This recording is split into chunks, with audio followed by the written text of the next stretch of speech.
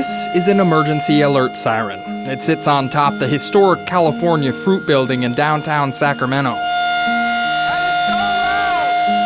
There used to be 26 of these sirens in the city, but sometime around 2007, all of them were disconnected, never to be heard again until now. And the only reason that you hear it today, the only reason that this siren was turned back on, was because of a kid in Oklahoma City. My name is Carson McGee, and I am a siren enthusiast. My interest and passion lies around outdoor warning systems and sirens alike. Just in case you missed that, this is Carson McGee, and yes, he is a siren enthusiast. There's just not as many enthusiasts. There's a few groups around it, but yeah, it's not that big of a hobby. Like, most people don't know the hobby exists. I found Carson on the website Reddit. He was looking for someone who knew if the siren on the California Fruit Building was still working. It's the only one of its kind that exists. It's made by E.D. Bullard Company, and I think that's based out of San Francisco back in the 30s and 40s. Carson grew up around tornado sirens in his hometown of Oklahoma City. He's not sure how or why, but he gained a passion for documenting and recording different emergency sirens. He then posts them on his YouTube page. So I have my speaker array, I have my main sound controller. Here's just an alarm speaker that we got for curb. Carson also collects and repairs old sirens in his parents' backyard. To him, these sirens are historic relics that should be preserved. There's just that stigma of sirens. Everyone has heard their sirens.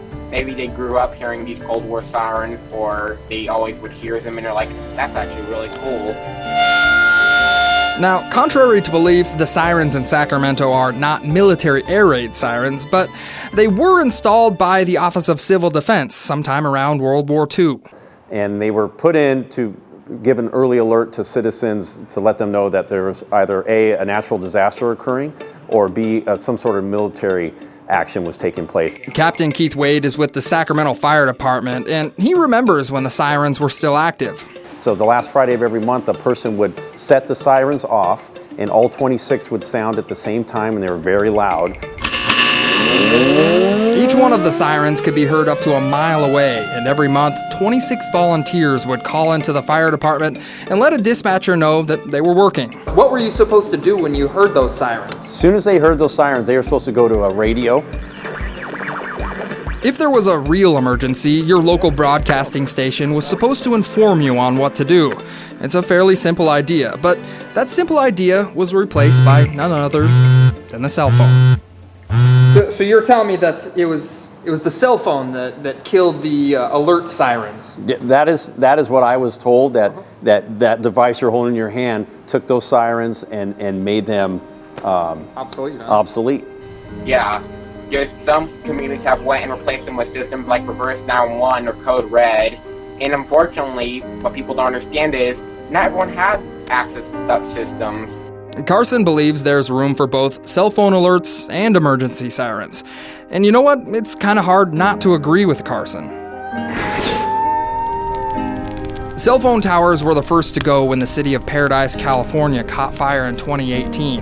It's debatable, but maybe an alert siren would have been a nice backup. Unfortunately, though, this will be the last alert it ever gives. There's no plan to bring back the emergency siren system in Sacramento. So for now, from the top of the California Fruit Building, I'm John Bartell. Hope to see you on the back road. Hey, thanks for watching, and check out more videos just like this. Also, let me know in the comments what you want me to check out next.